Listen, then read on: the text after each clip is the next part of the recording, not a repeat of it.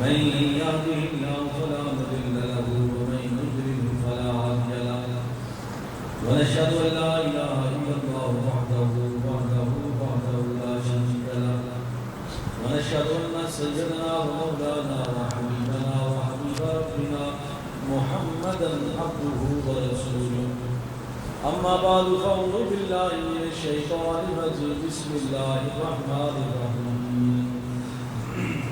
قل إن كنتم تحبون الله فاتبعوني يحببكم الله صدق الله العلي العظيم وصدق رسوله النبي الأمي الكريم إن الله وملائكته يصلون على النبي يا أيها الذين آمنوا صلوا عليه وسلموا تسليما الصلاة والسلام عليك يا سيدنا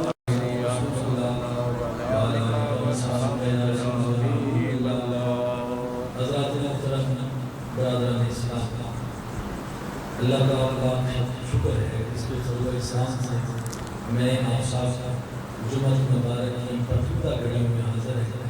اللہ تعالیٰ سے دعا ہے اللہ تعالیٰ میری آپ سب کی حاضری اپنی جناب ہاتھ میں قبول و منظور فرمائے اور جو سنائے اس پر عمل کرنے کی ہم سب کو توفیق عطا فرمائے۔ پچھلے جمعہ ہم نے ایک موضوع شروع کیا تھا کہ حضور نبی پاک صلی اللہ علیہ وسلم کی سنت مبارکہ یہ اسلام کا لازمی جز ہے اور عین اسلام اور عین ایمان ہے۔ قرآن پاک اجمال ہے اور سنت رسول تفصیل ہے۔ بے شک قرآن پاک جسم ہے اور سنت رسول روح ہے، اور قرآن پاک ایک قانون ہے، لکھا ہوا مسودہ ہے، اور سنت رسول اس پر چلنے کا طریقہ ہے۔ تو یہ دونوں چیزیں آپس میں لازم ملزوم ہیں۔ قرآن پاک کی کئی آیات میں نے پچھلے جمعہ مبارک میں آپ کے سامنے پیش کی تھی، جس میں اللہ رب العزت نے بارہا مرتبہ یہ فرمایا ہے کہ حبیب جو میرا محبوب بننا چاہتا ہے اسے چاہیے کہ وہ میرے طریقے پر چلے۔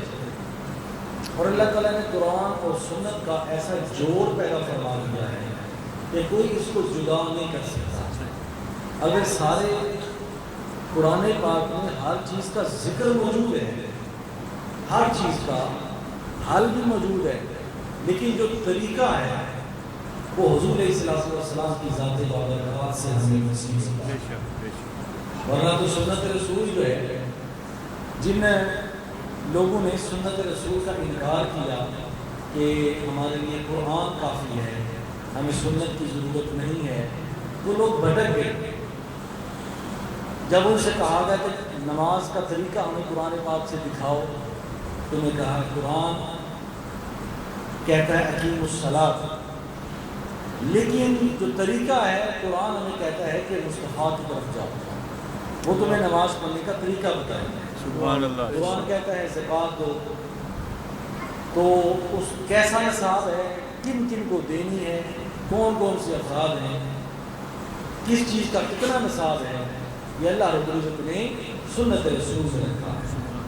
تو کئی مثالیں ہیں، کئی چیزیں ہیں، یہ آپ اپنے ذہن میں رکھیں کہ قرآن اور سنت دین اسلام کا عین ہے، دین اسلام کے بازو ہیں، دین اسلام کی روح ہے۔ اگر ان چیزوں کو علیحدہ علیحدہ تصور کیا جائے تو کوئی مسئلہ بھی شرعی حل نہیں ہو سکتا، کوئی مسئلہ نہیں۔ اس لیے اللہ رب العزت فرماتے ہیں، ایک اور آیت کریمہ آج چونکہ موضوع وہی ہے، ایک اور آیت کریمہ پڑھ لیتے ہیں۔ اللہ پاک ارشاد فرماتے ہیں فَإِن تَنَازَعْتُمْ فِي شَيْءٍ، جب تم کسی بات میں جھگڑ پڑو، جھگڑا ہو گیا ہے، دنیاوی زندگی ہے، 100 اختلافات ہو جاتے ہیں، گھریلو اختلافات ہیں، سیاسی اختلافات ہیں، معاشرتی اختلافات ہیں، کوئی ایسا پہلو آ گیا ہے جس میں اختلاف پڑ گیا ہے، تو اللہ پاک فرماتا ہے فَإِن تَنَازَعْتُمْ فِي شَيْءٍ، اگر دنیا کے کسی معاملے میں کوئی تنازع پڑ گیا ہے، کوئی جھگڑا پڑ گیا ہے اور تمہاری سمجھ بوجھ کام نہیں کر رہی ہے، تو تم کیا کرو؟ فَرُدُّوا إِلَى اللَّهِ وَإِلَى الرَّسُولِ، تو اپنے معاملے کو اللہ کی طرف لوٹا دو، اس کے رسول کی طرف لوٹا دو۔ سبحان اللہ، یہ سمجھیں اللہ کی طرف لوٹانا قرآن ہے، اور حضور کی طرف لوٹانا یہ سنت ہے۔ سنت ہے، یعنی اپنے مسئلے کو قرآن و سنت کے ترازو پر رکھ دو، تمہارا مسئلہ حل ہو جائے۔ آج ہمارا المیہ یہ ہے، ہم اپنے مسائل کو اپنی عقل، اپنی سمجھ، بلکہ ایک عجیب طریقہ آ گیا ہے، ہم اپنے مسائل کو اپنے موبائل کے ذریعے، نیٹ کے ذریعے حل کرنے کی کوشش کرتے ہیں۔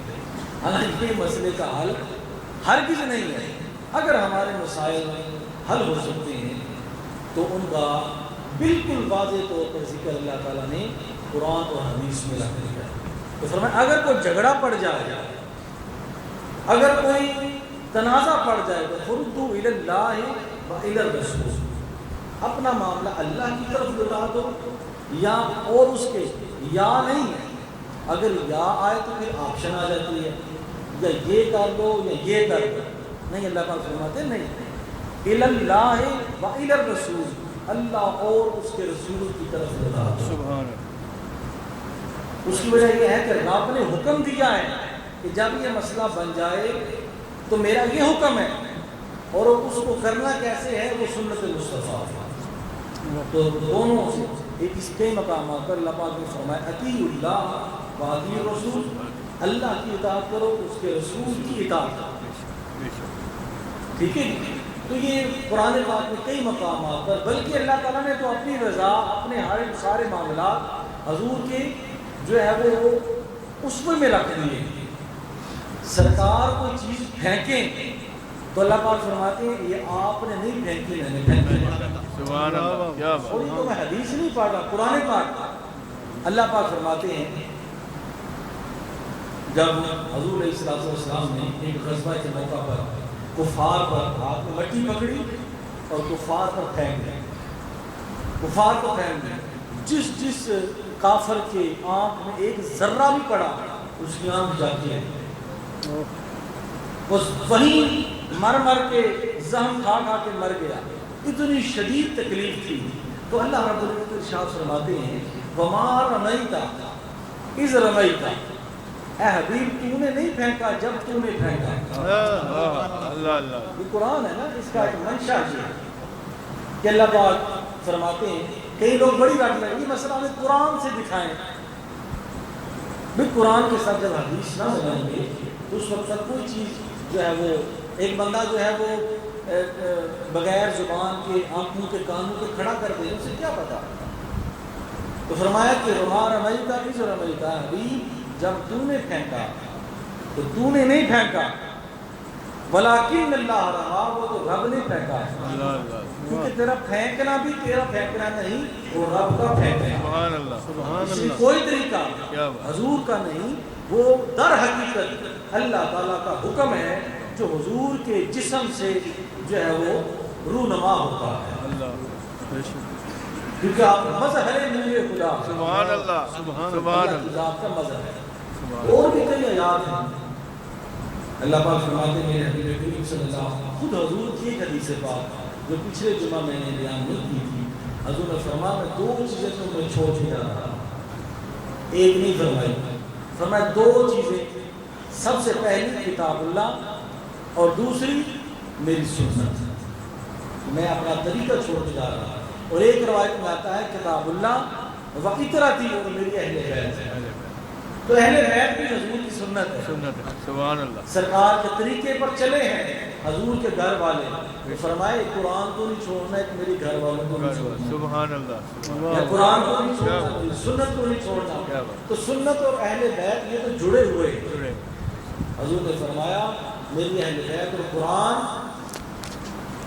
اہل بیت کے ساتھ ہے اور اہل بیت قرآن کے ساتھ ہے، اور حوض کوثر تک یہ آپس میں ملتے رہیں گے، جدا نہیں۔ سبحان اللہ، تو اللہ تعالیٰ دیکھیے تھے تو حضور نبی پاک صلی اللہ علیہ وسلم کی سنت مبارکہ وہ طریقہ ہے کہ اگر اس کو ہم اپنی زندگی میں اپلائی کریں گے، چھوٹی چھوٹی سنتیں ہوتی ہیں، چھوٹے چھوٹے معاملات ہوتے ہیں جن کا ہمارے اوپر کوئی بوجھ بھی نہیں ہے۔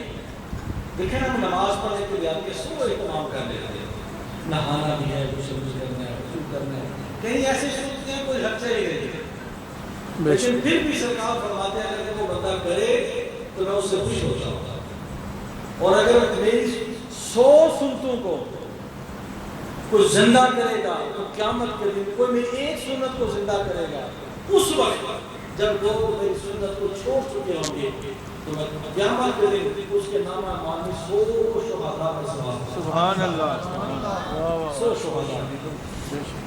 حضور علیہ السلام کے صحابہ کرام تشریف فرمائے، حضور نے فرمایا نضر اللہ امرأ، اللہ تعالیٰ اس بندے کے چہرے کو خوش کرے، خوشگوار بنائے، تر و تازہ کرے۔ کون سا بندہ؟ حضور نے فرمایا سامع مقالتی، جس نے میری باتوں کو سنا، سبحان اللہ، جس نے میری باتوں کو سنا۔ خوش قسمت ہیں وہ لوگ، خوش قسمت ہیں وہ کون جنہوں نے سرکار کو دیکھا بھی، سبحان اللہ، سنا۔ سبحان اللہ، تو ہمارے لیے تو وہی نمونہ ہے۔ سبحان اللہ، تو فرمایا کہ سامع مقالتی، جس نے میری گفتگو کو سنا، فواہا، اس کو یاد کیا، اس کو حفظ کر لیا، وَأَدَّاهَا كَمَا سَمِعَهَا، اور اس کو اسی طرح اگلے بندے تک پہنچا دیا جس طرح مجھ سے سنا۔ اللہ اللہ، اب حضور کی جو سنتے ہیں یہ حضور کے صحابہ سے اور حضور کی اہل بیت سے ہم تک پہنچنی ہے۔ انہوں نے ہمیں بتایا سرکار اٹھتے اس طرح تھے، بیٹھتے اس طرح تھے، کھاتے اس طرح تھے، پیتے اس طرح تھے، آپ سوتے اس طرح تھے، آپ گزرتے اس طرح تھے، عید اس طرح پڑھتے، نماز اس طرح پڑھتے، انہی ہستیوں نے ہمیں بتایا۔ اور حضور کے سارے گھر والے اور حضور کے صحابہ کرام سارے صاحبان حق ہیں، سبحان اللہ، بے شک، جو فرما دیا۔ حضرت ابو ہریرہ رضی اللہ تعالی عنہ آپ ارشاد فرماتے ہیں ایک مرتبہ سرکار تشریف فرما تھے تو آپ نے فرمایا کہ جس نے میری باتوں کو یاد کرنا ہے وہ یہاں کپڑا بچھا دے، واہ، وہ یہاں کپڑا بچھا دے۔ ایک روایت اس طرح بھی ملتی ہے اور طریقے سے بھی یہ روایت ہے۔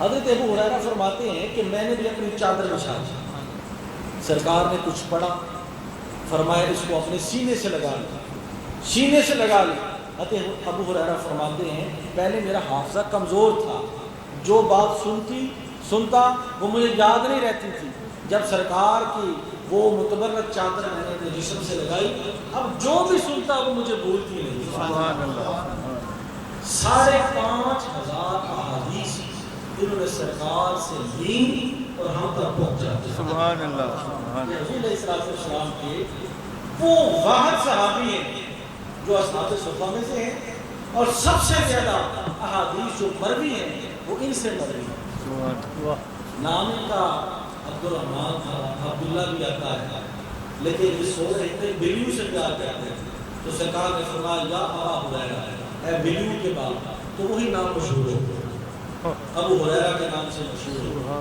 تو فرمایا کہ اللہ تعالیٰ اس بندے کے چہرے کو تر و تازہ کر دے جو میری بات کو سنتا ہے، آگے اسی طرح پہنچاتا ہے جس طرح میں نے سنی۔ حضرت ابو ذر غفاری رضی اللہ تعالیٰ عنہ، اب سنت وہ عمل ہے، ہم اپنے طریقے سے کوئی سنت نہیں بنا سکتے، کوئی بھی طریقہ اچھا کر لیتے، اگر وہ طریقہ نبی نے کیا ہے تو وہ سنت ہے، جب وہاں سے رہنمائی ملتی ہے تو وہ سنت ہے، یا اس جیسا عمل ملتا ہے تو وہ سنت ہے۔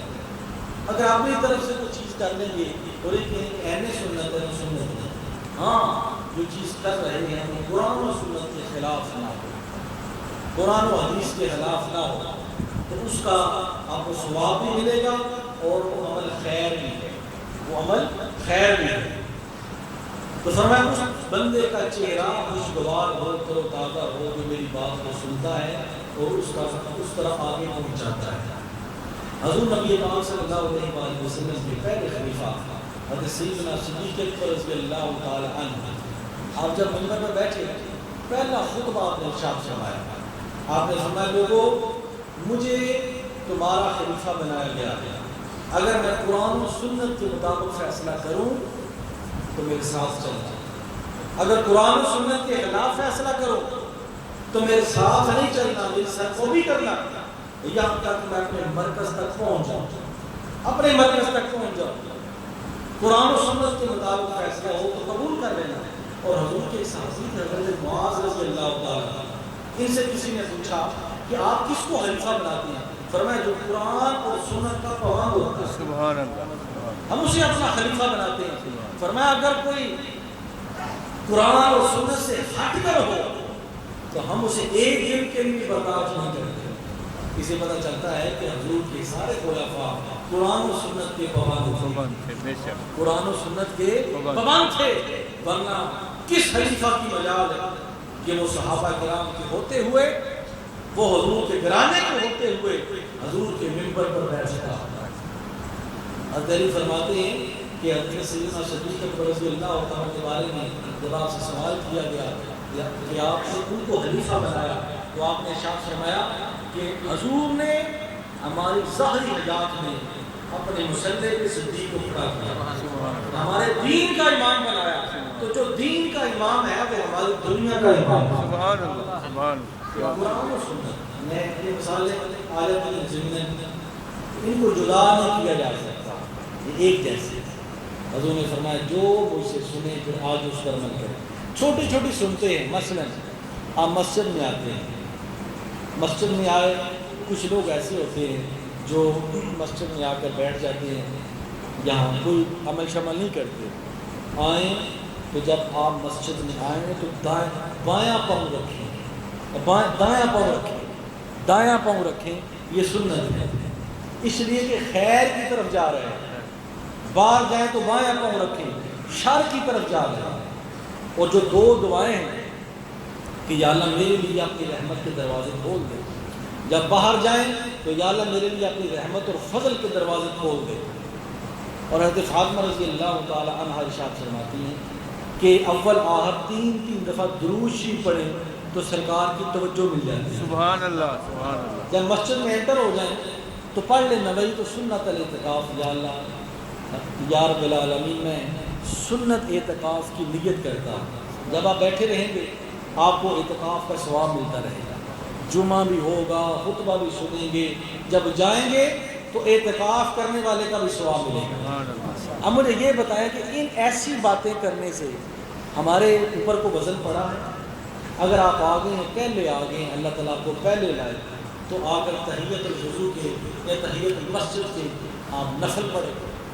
حضور علیہ السلام ارشاد فرماتے ہیں میں معراج پر گیا تو میں نے حضرت بلال کی قدموں کی آواز سنی. سبحان اللہ سبحان اللہ. غلام جہاں چلے آواز عرش پہ آتی ہے. اللہ اللہ. واپس تشریف لائے آپ نے فرمایا حضرت بلال آپ نے جو ہے وہ کون سا عمل کرتے ہیں کہ آپ کی آواز عرش پر آتی ہے, آپ کی آواز عرش پر آتی ہے.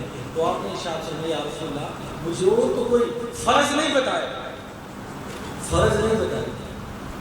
آپ نے فرمایا یا رسول اللہ آپ نے فرمایا ہے کہ جو بندہ مسجد میں آئے اور 2 رکعت نماز نفل تحیت الوضو اس کے پڑھے تو اس کو یہ ثواب ملتا ہے. تو یا رسول اللہ میں وہی پڑھتا ہوں پابندی کے ساتھ. فرمایا اسی کی برکت ہے چلتا ہوا ہاں ہے آواز ہے. سبحان اللہ سبحان. فرض نہیں بتائے, سنت بتائی. یا رسول اللہ میں یہ آپ کی سنت پر چلتا, آپ کی سنت پر عمل پیرا ہوتا. تو فرمایا کہ سنت پر چلنے سے تو مسجد میں آپ آ گئے, آپ نے یہ کام کیا کہ ٹوپی پہن لیں اور جس طرح ایک مسلمان کا ایک صورت ہونی چاہیے اس طرح آپ مسجد میں آئے تاکہ پتہ چلے کہ اللہ کے بندے یہاں بیٹھے ہیں. بعض لوگ نماز ایسے پڑھتے ہیں کہ جھگڑ رہے ہیں, لڑائی کرنے آئے. نہیں, نماز ایسے پڑھیں کہ اپنے دل کو موم کر لیں. یہ بھی سنت ہے, یہ بھی سنت ہے. بعض لوگ بات ٹھیک ہوتے ہیں مسجد میں آتے جھگڑا شروع کر دیتے ہیں, پھر مسجد میں آتے ساری سیاست مسجد میں. بات ٹھیک ہے, ایسا نہیں کرنا چاہیے. اچھی گفتگو کریں مسجد میں بھی سنت ہے. بری گفتگو سے بچیں, لا یعنی گفتگو سے بچیں, اس سے ثواب میں کمی ہوتی ہے. یہ چھوٹے چھوٹے ثواب ہیں جن کو روزانہ جمع کرنے کی کوشش کریں تاکہ جب قبر میں جائیں تو ایک بہت بڑے آپ کے نامہ میں بہت سا ثواب لکھا جائے, بہت سا ثواب لکھا جائے. وضو کرتے ہیں بسم اللہ پڑھے سنت ہے. اب ایک کئی ایسی صورتیں ہیں جن کو میں ضمن میں لکھ رہا ہوں ایک قصیدہ جس میں نے کثرت کے ساتھ سرکار کی سنتیں جمع کروائی.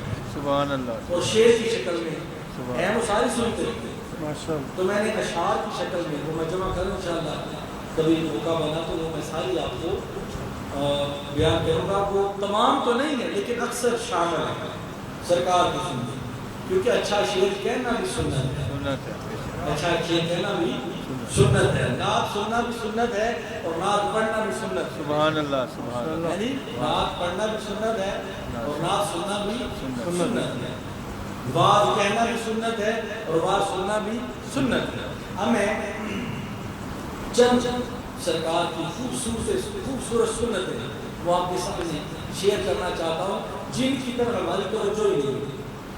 ہم سمجھتے ہیں کہ یہ پتہ نہیں اس کا کوئی اجر نہیں، کوئی ثواب نہیں. اس سے پہلے ایک چیز میں آپ کے سامنے وہ گوشت گزار کرنا چاہتا ہوں کہ ایک ساتھی نے مجھے سوال کیا کہ جناب یہ آج کل ہمارے معاشرے میں ایک طلاق کا بڑا ہی ایک فتنہ سا اٹھا ہوا ہے، لوگ عجیب غریب کشمکش میں، طلاق دینے والے کو یہ نہیں پتا میں نے کیا کیا ہے، اور اس کے بارے میں سنت کا جو رویہ ہے، جو سنت ہمیں بتاتی ہے، جو قرآن و حدیث میں آیا ہے، اس کے بارے میں ہمیں آگاہ کریں، اس کے بارے میں ہمیں بتائیں کہ یہ کیا چیز ہے. اس کے بارے وہ طلاق دینے والے کو پہلے کچھ نہیں پتا، جب وہ طلاق دے دیتا ہے کہتا ہے میں نے غصے میں آ کے طلاق دی. سبحان اللہ. نکاح غصے میں نہیں ہوتا، طلاق خوشی میں نہیں ہوتی. نکاح غصے میں نہیں ہوتا اور طلاق خوشی میں نہیں ہوتی ہے. نکاح خوشی میں ہوتا ہے، طلاق غصے میں ہوتی ہے. ہاں اس کے کچھ طلاق نہیں ہوتا. تو اس کے بارے میں روشنی آپ سنت کا جو رویہ ہے، سنت کا جو حکم ہے، سرکار نے جو فرمایا ہے، سب سے پہلا طریقہ آپ نے ذہن میں رکھا کریں مسئلے سے. ویسے تو پوچھنے چاہیے، علماء سے پوچھا کریں. حضور نے فرمایا فاسألوا، قرآن کا یہ حکم ہے، فاسألوا اہل ذکر ان کنتم لا تعلمون. علماء سے پوچھا کرو اگر تم نہیں جانتے، کسی چیز کے بارے میں نہیں پتا. تو فرمایا کہ اس کے بارے میں حکم کیا ہے. بعض لوگ اکٹھی 3 طلاقیں لے لیتے ہیں، یہ واقعہ ہو جاتی ہے. اکٹھی 3 طلاقیں لینے سے یہ واقعہ ہو جاتی ہیں، جدائی ہو جاتی ہے، میاں بیوی کا رشتہ ختم ہو جاتا ہے. لیکن ایسا کرنا مکروہ ہے، ایسا نہیں کرنا چاہیے. لیکن اگر دیں گے تو طلاق 3 واقعہ ہو جائیں گی اگر آپ یک دیتے. لیکن جو احسن طریقہ ہے، ایک تو خدا را ایسا لفظ استعمال کرنے سے پہلے کروڑ مرتبہ سوچا کریں، کروڑ مرتبہ. حضور علیہ السلام نے ارشاد فرمایا میری امت میں آخری وقت میں گھر گھر میں بدکاری ہوگی. یا رسول اللہ کیسے؟ فرمایا طلاق دے کر دوبارہ رہیں گے، حرام حلال کی تمیز ختم ہو جائے. اب دیکھیے گھروں میں سکون نہیں کہ ہم نے چھوٹی چھوٹی چیزوں کو، تو طلاق کو ہم نے سمے طلاق کرو کوئی گال سکا مسکین کھانا کھلاؤ، مولوی صاحب پیسے دے اللہ ماں، ایسے پھر رہے ہیں مولوی، ایسے جہل قسم کے لوگ پھر رہے ہیں جو لوگوں کے ایمان کو خراب کر رہے ہیں اور اپنی قبر کو بھی بھارا کر رہے ہیں. خدا را ایسا ظلم نہ کرے. ایسا لفظ بولنے سے پہلے کروڑ مرتبہ سوچیں، کروڑ مرتبہ سوچیں. لیکن اگر ایسا کیا ہے تو ہو جائے. لیکن بہتر طریقہ کیا ہے؟ جو سنت کے مطابق بہتر طریقہ یہ ہے کہ سب سے پہلے 1 طلاق ہو. مہینے کے اندر ہو سکتا ہے کہ صلح کی گنجائش نہ چلائے، ہو سکتا ہے کہ معاملہ درست آ جائے تو مہینے سے پہلے رجوع ہو جائے تو ٹھیک ہے، اس طرح میاں بیوی رہتے ہیں وہ رہتے ہیں. اگر نہیں تو پھر دوسرے مہینے دوسری طلاق ہو سکتا ہے دوسرے ماہ کو گنجائش نکل آئے، صلح صفائی کا چکر پیدا ہو جائے. کوشش کیا کرے کہ ایسے موضوع میں صلح صفائی، ہاں ایسی صلح صفائی کے بیچ نہ آئے کہ طلاقیں ہو چکی ہیں، سب کچھ لکھا جا چکا ہے اور پھر کئی ہمارے سیاسی لوگ یا اپنی سیاست کو کرنے کے لیے شریعت کو سیاست بنا دیتے ہیں. ایسا نہ کریں، اپنی قبر کو جو ہے وہ اندھیرے میں نہ ڈبوئیں. اگر نہیں بات بنتی پھر تیسری طلاق 3 ماہ میں کورس مکمل کریں. ہو سکتا ہے کہ بات نکل آئے تو بات بن جائے. یہ ہے احسن طریقہ اور ایسا ہی کرنا چاہیے. سب سے پہلی بات تو یہ ہے کہ ایسا لفظ بولنا ہی نہیں چاہیے. وہ کہ رب نے جائز رکھا ہے، لیکن ایسا سرکار کی 9 ازواج صرف سنت کے لیے، آپ چونکہ سنت کا اجرا ہونا تھا ایک زوجہ کو صرف آپ نے ایک طلاق دی، پھر وہ دوبارہ آپ کے ساتھ ان کا رجوع ہو گیا، ساری کی ساری ازواج تا حیات آپ کے پاس رہتے ہیں۔ سبحان اللہ، ہم ایک سے گھبرائے بیٹھے ہیں، دو سے گھبرائے بیٹھے ہیں، کچھ حوصلہ، کچھ برداشت، اس طرح کے معاملات ہونے چاہیے۔ ہمارے گھروں میں عدم برداشت آ گیا۔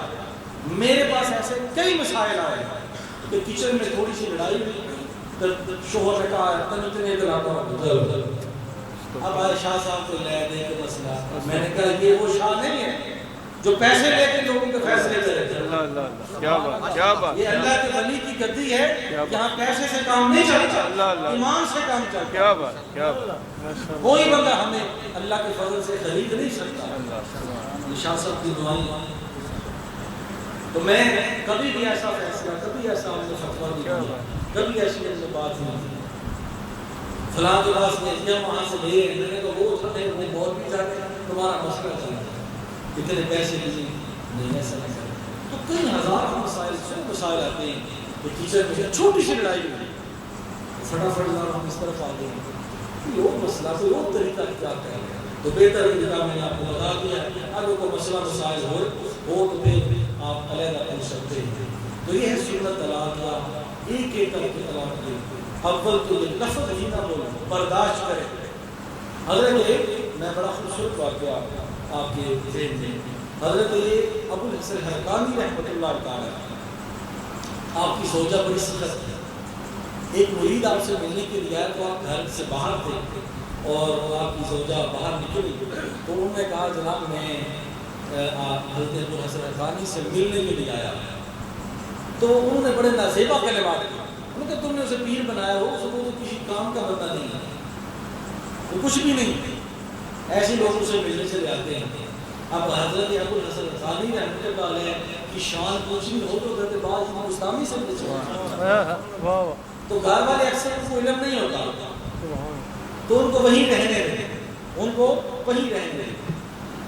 تو وہ مرید بڑا پریشان ہوا کہ باہر اتنی شان ہے، گھر میں یہ مسئلہ بنا ہوا، چلے گئے جنگل میں گئے تو وہاں حضرت ابو الحسن حرقانی رحمۃ اللہ تعالی علیہ شیر پر بیٹھے ہوئے آ رہے ہیں، شیر پر بیٹھے ہوئے آ رہے ہیں۔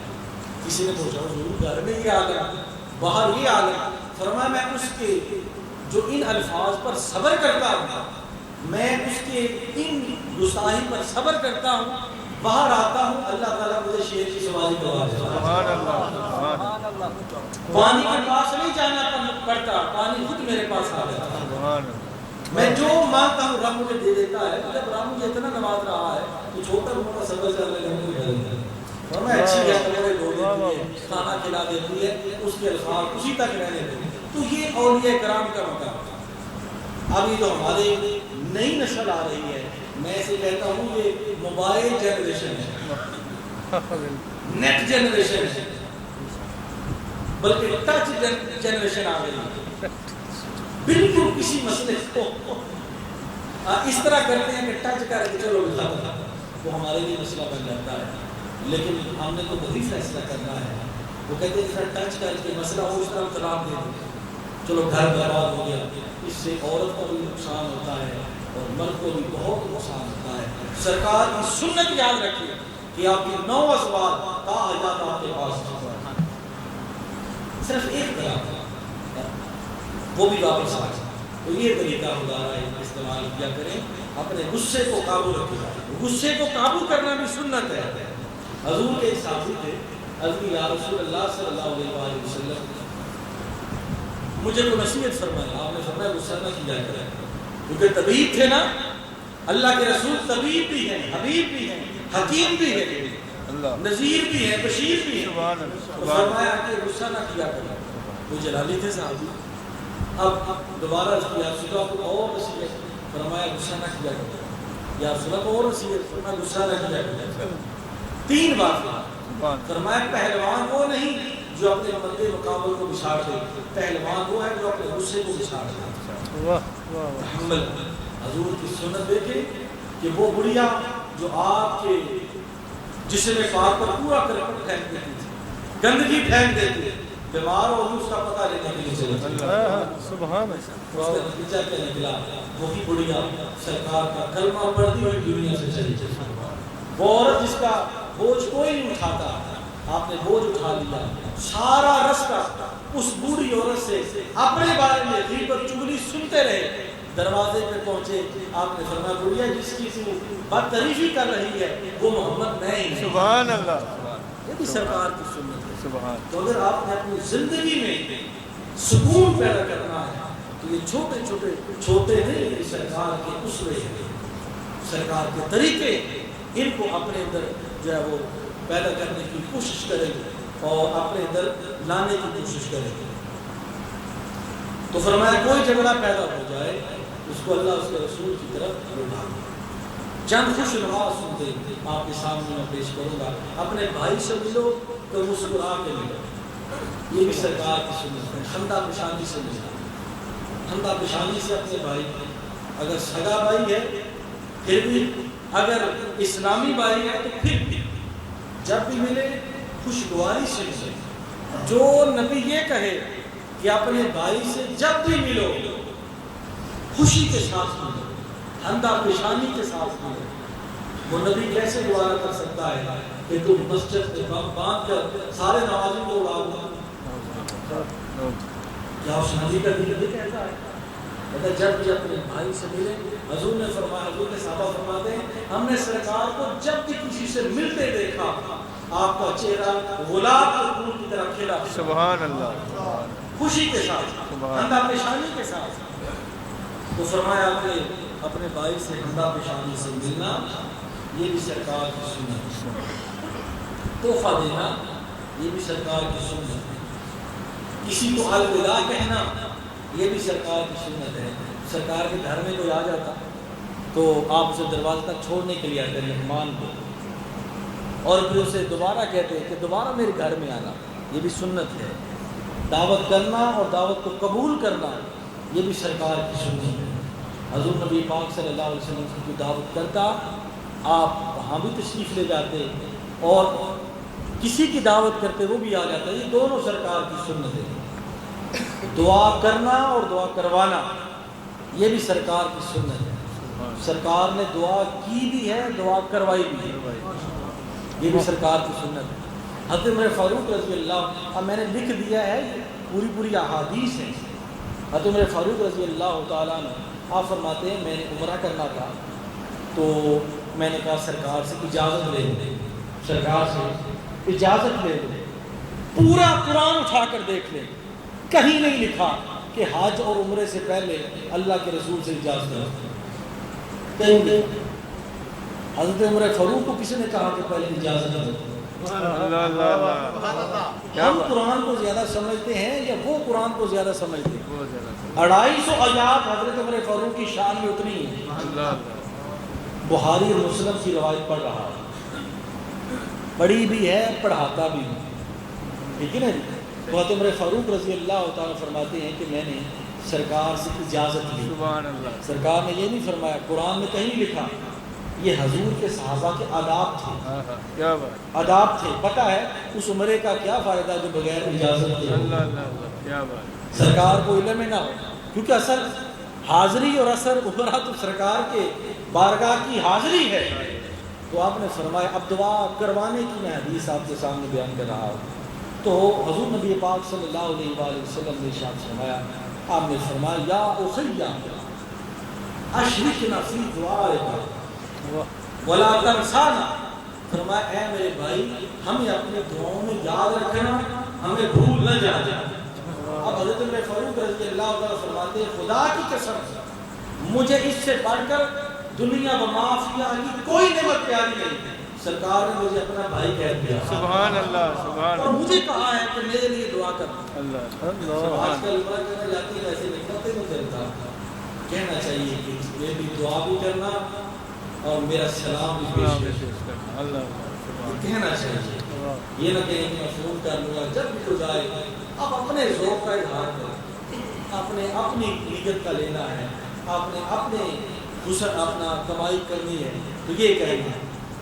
اکٹھے بیٹھ کے کھانا کھانا یہ بھی سنت ہے، کبھی کبھی اکٹھے بیٹھ کے کھانا کھا لینا چاہیے، حضور کے صحابہ حضور کی بارگاہ میں حاضر ہوئے، عرض کی یا رسول اللہ ہم کھاتے ہیں کہ پیٹ نہیں بھرتا۔ آپ نے فرمایا کیا علیحدہ علیحدہ کھاتے ہو؟ ہاں یا رسول اللہ۔ فرمایا اکٹھے بیٹھ کے کھایا کرو، اللہ تعالیٰ برکت ڈالتے ہیں۔ صحابہ کچھ دن کے بعد آیا کہ یا رسول اللہ اکٹھے بیٹھ کے کھاتے ہیں سیر ہو جاتے ہیں، تو اکٹھے بیٹھ کے کھانا بھی سنت ہے۔ کھانے سے پہلے بسم اللہ پڑھنا سنت ہے، کھانے کے بعد الحمدللہ پڑھنا سنت ہے۔ حضور نبی پاک صلی اللہ علیہ وآلہ وسلم آپ تشریف فرمائے تو ایک عورت بھاگتی ہوئی آ رہی ہے۔ حضور کھانا کھانے لگے ہیں، صحابہ کو تشریف فرمائے، حضور کھانا کھانے لگے ہیں تو وہ عورت دوڑتی ہوئی آئی اور کھانے میں ہاتھ ڈالنے لگی۔ سرکار نے اس کا ہاتھ پکڑ لیا، آپ نے فرمایا پہلے بسم اللہ پڑھو پھر کھاؤ۔ صحابہ نے عرض کی یا رسول اللہ صلی اللہ علیہ وآلہ وسلم آپ کو کیسے پتا؟ آپ نے فرمایا شیطان اس کے ذریعے ہمارے کھانے میں شریک ہونا چاہتا تھا اور میرے ہوتے ہوئے شیطان آ نہیں سکتا، اس کے باوجود میں نے پکڑ لیا، یہ بسم اللہ پڑھے گی، جیسے ہی بسم اللہ پڑھے گی شیطان بھاگ جائے گا۔ کھانے سے پہلے بسم اللہ نہیں پڑھتے، تو یہ اب یہ وہ سنتے ہیں کہ ہماری کوئی اس میں زور، ہماری کوئی اس میں توا نہیں لگتی، کھانا آ گیا ہے پڑھے بسم اللہ الرحمن الرحیم، ختم ہو گیا ہے پڑھے الحمدللہ رب العالمین، نعمت بھی آپ کم استعمال ہوگی اور نعمت میں برکت بھی پیدا ہوگی۔ کھانا پکانے والے ان کو گئے بسم اللہ پڑھ کے پکایا گیا ہے، برکت ہو جائے گی۔ تو یہ بھی سرکار کی سنت ہے، دائیں ہاتھ سے کھانا بھی سنت ہے اور بھوک رکھ کے کھانا بھی سنت ہے، علم حاصل کرنا بھی سنت ہے، علم پڑھانا بھی، علم پڑھنا بھی سنت ہے۔ یہ سارے چھوٹے چھوٹے طریقے ہیں، انشاءاللہ کہیں سنتے ہیں، بہت سارے سنتے ہیں، تو ہو سکتا ہے اگلے جمعے کو وہ اشعار عمل ہو جائیں تو میں آپ کو بتاؤں گا، کوئی سوال پوچھنا اس کے بعد میں پوچھ لیا کرے۔ اللہ تعالیٰ ہم سب کو حضور نبی پاک صلی اللہ علیہ وآلہ وسلم سنتوں پر چلنے کی توفیق عطا فرمائے۔ وما علینا الا البلاغ وآخر دعوانا الحمد للہ رب العالمین۔